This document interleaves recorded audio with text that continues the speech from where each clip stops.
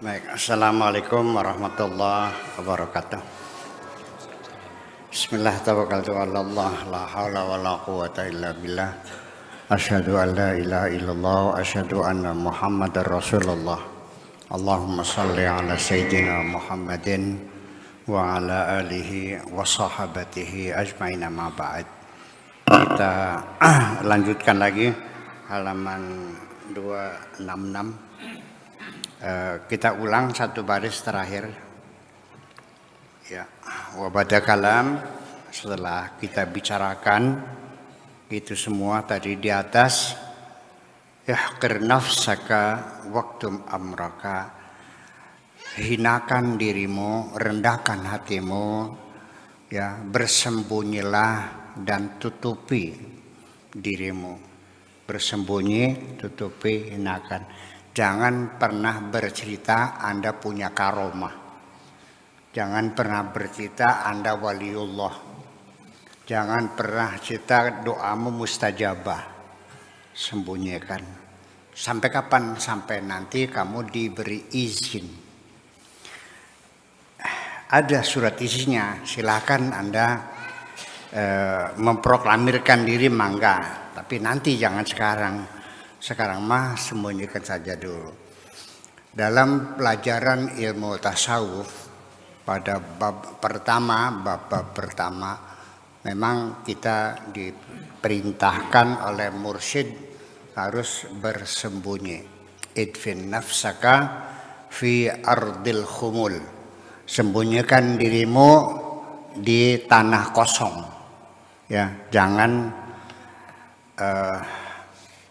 tampil ke depan, jangan sok berlagu, jangan sok gaya, udah pura-pura bodoh aja, pura-pura tidak tahu. Ulama tiang tanos boten mertas.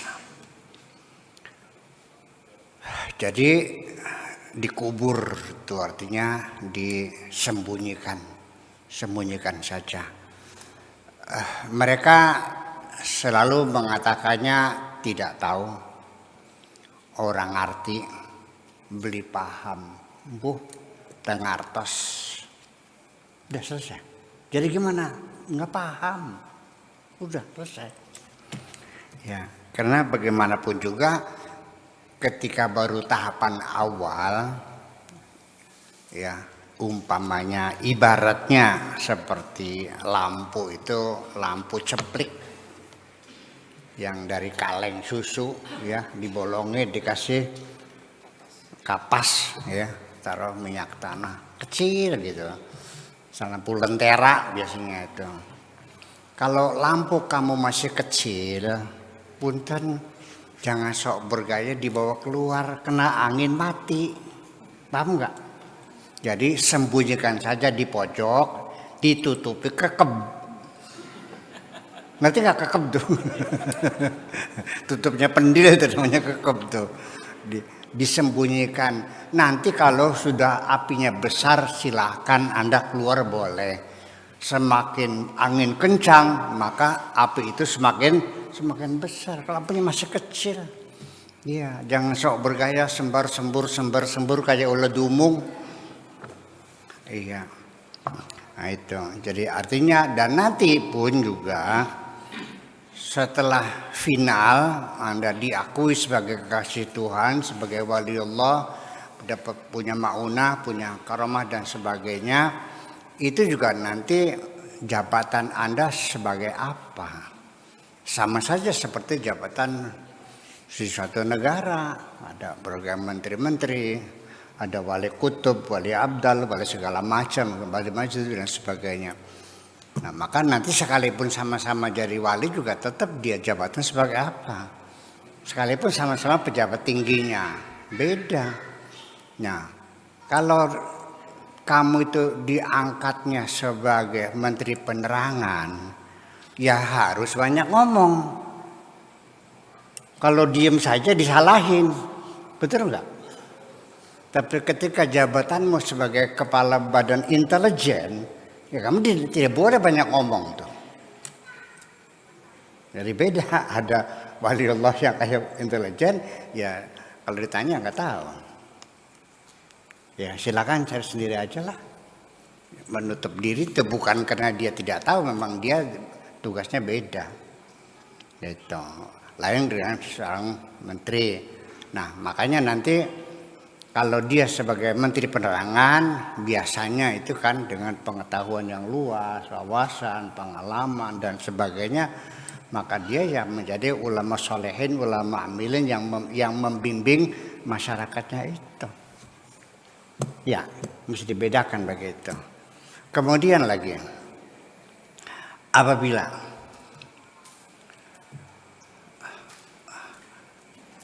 engkau menemukan ada seseorang yang perilakunya aneh, apakah itu nggak mandi-mandi, apakah itu setiap hari jalan kaki aja muter-muter desa itu, ada yang tidur aja ada yang macam-macam lah, yang bajunya compang-camping, makanannya di tempat-tempat sampah dan sebagainya, itu jangan terburu waliullah gitu ya, tidak semudah itulah. Tetapi saya menduga itu biasanya kalau masih begitu tuh masih nggak mandi-mandi, kadang-kadang ya nggak pernah tidur, selalu jalan dan sebagainya, makan seadanya, kayak orang ngemis dan sebagainya itu.